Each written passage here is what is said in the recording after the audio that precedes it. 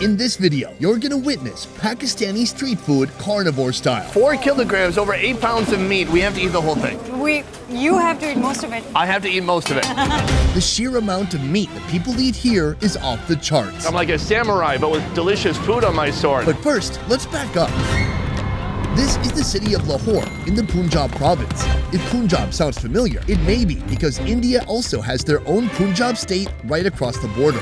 Though these two countries have a lot in common, today I'm on a mission to see what sets them apart when it comes to street food. For the first time ever, I'm starting a country. I'm getting to know a brand new place at night. No matter which street you go, you'll find tons of amazing street food. This is Pakistan after dark, and it all starts here.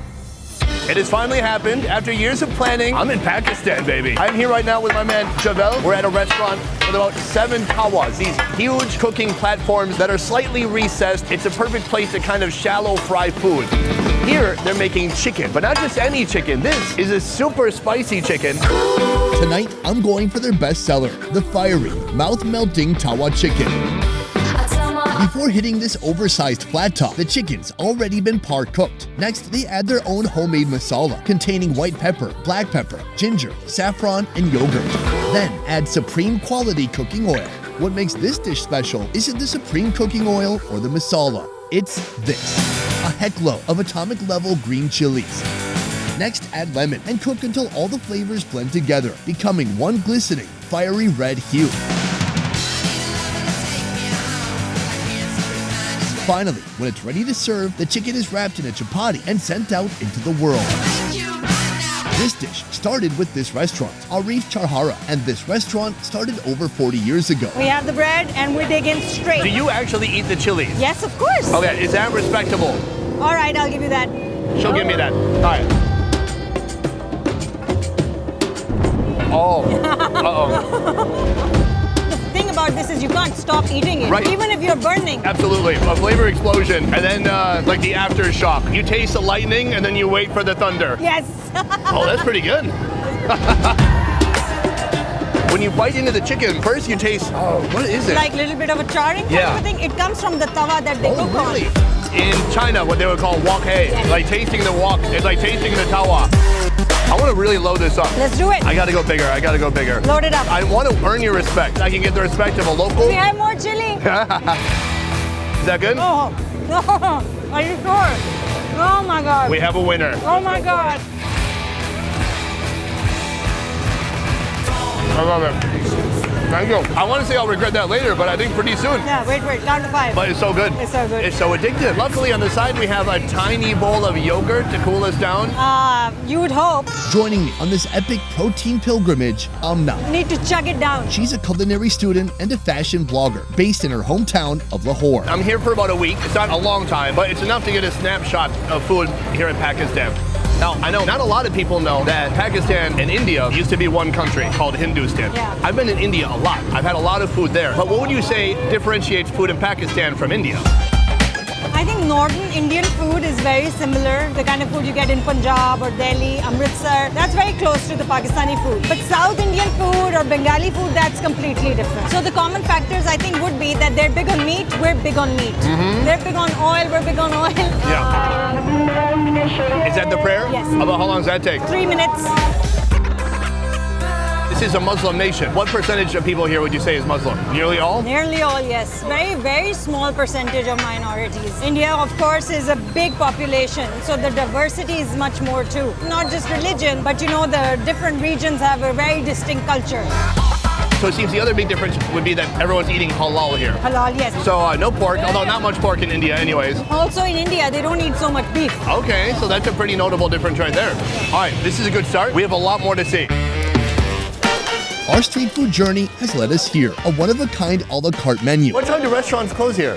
2 a.m.? Yes. Only here, you're pointing to the body parts you most crave. Oh. That's the fact. If uncertain, it's always good to start with the sheep butt fat. Hold on, I recognize this. I just came here from Uzbekistan. This is a fat tail sheep. This is that. This is called the dumba, just the tail. Oh, so we call the whole animal dumba. Dumba. The dumba is like the foundation of Uzbek cooking. So many dishes start with the fat that kind of melts off of that, and then they cook in the fat. Is that what they're doing here? That's what they're going to do here, yes. All right. A typical order should contain a variety of meat cuts for a more dynamic flavor and texture experience. This is 1 kg, some fat, some neck, some joint, and this is going to be delicious. How big do they go? Because some of those pots are quite big. They have an option of going as big as 4 kilos also. That's 8.8 pounds. Yep. Along with the meat, the real locals know that certain sheep organs must be specially requested. You know, like the secret menu at In-N-Out. That's kidney, right? That's kidney. And that's testicle? Yes. Do women eat testicles in Pakistan? I do, so. Great. What do you like about the testicle? It's just the flavor and how they make it. And also, can I say the mouthfeel? Yeah. Yeah. I think you just did. I did. With our meat ready, we head to the fire pits, where highly skilled, smoke-tolerant chefs juggle over a dozen cast iron pots at various points in their cooking process. These guys are seriously impressive. Chef, how do you handle the smoke? He's used to it. How long did it take him to get used to it? He's been doing it for 18 years. So. Holy cow. Wow. Welcome to Ilyas Dumba Kahari. We've learned about the Dumba. Now this is the Kahari. So is it frying? Is it boiling? I would say it's between braising and stir frying and also stewing a little bit. 4 kilograms, over 8 pounds of meat. We have to eat the whole thing. You have to eat most of it. I have to eat most of it. We add salt, then green chilies for spice, ginger for aromatics, and tomato for acid. I'm sorry that India is my only point of comparison, but there's usually an onslaught of ingredients. Like 15 spices would not be enough in India. But here, it's essentially maybe 4 different things contributing some flavor. On average, about 700 pounds of meat is cooked and consumed here each day, serving over 1,000 guests. But it's not just about the Kahari. Tonight, the charcoal grill is also full of action. So I heard this is really special. You won't find this anywhere. This is also from the sheep, the liver, wrapped in fat. Oh, I've heard of this. This is like caul fat. It's like the fat lining from the animal. It's it. Exactly right. Can we try a piece? Yeah. We can have all of it. He seemed like he was yelling at you. No, he was happy. Oh, okay, he's very aggressive with his enthusiasm. Ooh, these all look so dang delicious. Wow, I've heard that you should only eat 2 at most, or it'll give you hot flashes, even if you're a man. I don't know how that works. Mm-hmm. Wow. But the flavor. It's really, really hot. It's so sheepy. The liver is nice, it's super warm. The fat on the outside is juicy, and it gives you that first hit of flavor when you take a bite into it. Absolutely. But also a little gamey. You a fan of the gaminess? I do like it. That's our appetizer. We're gonna head in and eat the big 4 kilos. next. Right here. The king. Tons of different cuts in here. You kind of just have to go piece by piece and figure out what it is.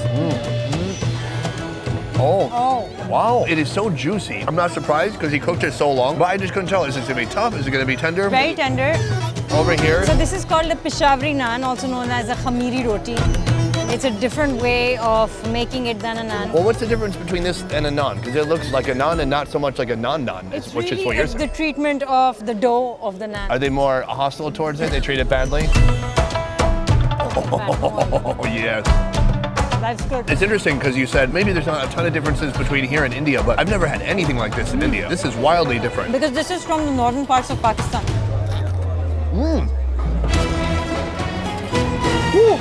That's good. I used to love that as a kid. I used to fight everyone to get all the marrow. Should we try some kidney? Okay, let's do that.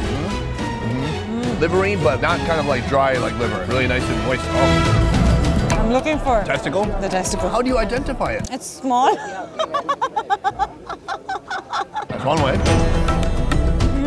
Yep. There's something about the sauce and the cast iron. It's made it really dense, so it's not like fatty and jiggly. That's the part that bothers people. Because the moisture has gone out. It's cooked at such heat. I bet this is one of those foods you could give to people and tell them halfway through, by the way, you've eaten 17 testicles, and they'd have no idea. It's so good. I'm very impressed. This is just our second location. We have a lot more to see still. Let's finish this first. I like it.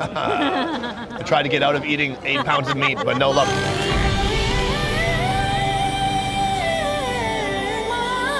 Bro, Sir. Thank you so much for making it happen. Thank you so much for coming. You've been long awaited. Meet Ali, a Pakistani man on a mission to introduce his country's cuisine to the world. We were going to come here before COVID, and then COVID happened, and that was not on my calendar at all.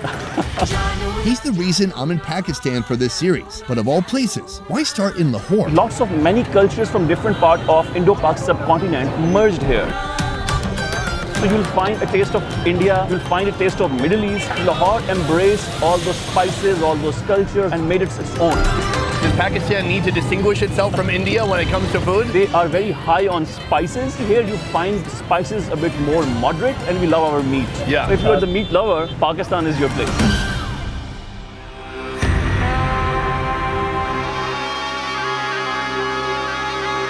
The street food journey continues. This is After Dark in Pakistan. Right now we're in a new joint, a new location. I'm with Abid and he is saucing up some of these fish. This is rohu. It's a local type of carp, freshwater carp. The rohu fish is marinated with a paste consisting of garlic, ginger, harum seed, cumin, chili, and salt. It marinates for 2 hours.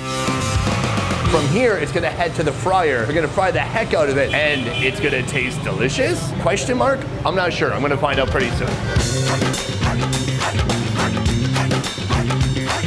Sadiq Makli Farosh has been selling this very same recipe for over 50 years, starting as a cart and evolving to one of Lahore's bus stop destinations. We've been a bit sheep heavy and this is something refreshing, something light. Very light. We break the bread and we dig right in. And also, I have to warn you, it's going to have a lot of these small fish bones. Uh-oh, that looks nice. You have another bone in there, by the way. I can see Oh, it. thank you. Yeah. Saved my life. Give it a little bit of a dip. Yeah, this is a tamarind sauce. Oh, wow. That's a lot of flavor. It's interesting because we were talking about Pakistani food versus Indian food. Here it seems like they're more likely to focus on just a few ingredients and really concentrate on just those flavors. So I taste the garlic, I taste cumin, like I taste each individual spice. One of the very good chefs that I met in my life said that a good dish only needs 5 ingredients. Oh yeah? That's it. Any more than that, you're making it too complicated. Sorry, subcontinent of India. We're also on the subcontinent of India. Oh yeah. If you get a bone in your throat, what do you do? Get somebody to... It really depends on the size of the bones. You can also throw up sometimes. These are great tips. Yeah. Overall, it's quite delicious. Carp has a bad reputation for being muddy and earthy because it's a bottom feeder. But here, it's quite delicious. I don't taste any of that. It's an aggressive fish with an attitude, and so you have to treat it just as aggressively. Like and that's what they've done here. It's magical because it's hot, it's steaming, it's crunchy, and the flavors just come out so powerfully. We have one location left. It's just on the road. We should head there now. We finished this before? After we finish this entire thing, for sure, we will do it off camera. What do you know about Pakistani chicken? I know what you're thinking. You already saw it in the beginning of the video. No, this is completely different right here. We've come to another restaurant and man, rotisserie chicken, but not done with a machine. No, this is done with the touch of a human. This man right here. Oh, we're holding hands now. In this street-side rotisserie, they marinate whole chickens for 24 hours, smoking them in a vinegar and spice blend containing green chilies, garlic, ginger, and whole spices. When it's time, they're stabbed and skewered over hot charcoal for about an hour. Each skewer has one chicken on it. Look, I'm like a samurai, but with delicious food on my sword. And this, oh, I just scared it. It peed a little bit. After roasting, it's scored and doused with lime and masala. This chicken pairs best with basmati rice cooked with carrots, mint, dried dates, and saffron. You'll only find this creation at Khalifa Balochi Saji, serving over 1,000 customers every day for the last 18 years. Gosh, you know, it's our last location here. We've had some chicken and we have some skewers too. These are beef skewers. This is beef kebab. Kebab, I should say. There are 2 types of kebabs you'll find in this region. The shish kebab refers to seasoned, cubed meat that's skewered and grilled. Then the seekh kebab, that's minced meat, carefully shaped on a skewer by hand and blasted with hot charcoal heat until they're dripping with flavor. With the seekh kebabs here, beef is king. Ground up along with oil, onion, ginger, garlic, green chilies, and condensed milk. I'm gonna just eat it plain to begin with. That's really nice. So delicious. There's so much flavor, spicy, but there's so much seasoning that it becomes a texture within the seekh kebab. Like I'm chewing on ground spices. I'm gonna try giving it a little bit of a dip. This is coriander. Yes, and mint with yogurt. Oh yeah, you're dirty. Yep, and that's gonna balance off a little bit of the overpowering of the spice. This is like heartburn, and this is like Pepsi AC. Yes. Somewhere in the middle. It tamps down the spice a bit, so it's not so intense. It's called a seekh kebab. Did the Sikh people invent this? No. All right, that was a dumb question. So it's not Sikh kebab, it's Sikh kebab. And Sikh is a skewer. I feel bad for my audience watching right now. It's one of the best flavors, and it's something you can only get, in this type of an environment. I mean, you can probably go to a restaurant with air conditioning too, and a little bit of soundproofing. You have to come to a place like this, to Lahore, to the street side. It's made fresh. They are not playing it safe with the spices. It's really spicy. Exactly. That brings me this right here, the chicken on a huge bed of biryani. Is that biryani? That's not biryani. Biryani is very spicy. Kind of tastes Middle Eastern. Oh, okay. We have our chicken right here. Yes. They ripped open the chest, just spread a bunch of seasonings in there. Oh my. Oh, there's plenty of masala on there. It tastes like pure salt and red chili powder and cumin. Wow, that's a lot of spices. You need to have it with the rice. That's how we eat. So it's got a really good balance. Sure. I think it's the same as like that long grain biryani rice. Yeah, the basmati rice is the same. I love the texture of that. I love how it feels. It's almost like eating little short noodles sometimes. So yummy. It has been a pleasure sharing all this food with you and getting really my first taste of Pakistan with you. I'm so glad. Thank you so much. Thank you so much. Best Ever Food Review Show is a small team of independent creators, and everything we do here works because of you guys. Click the link in our description to join our Patreon and receive exclusive benefits. A peace. So right here, this guy's gonna help introduce us to our next food while he talks to his wife. Maybe she has a grocery list, or maybe he left the stove on. She wants to reprimand him for a moment. Oh look, a goat. Or a sheep.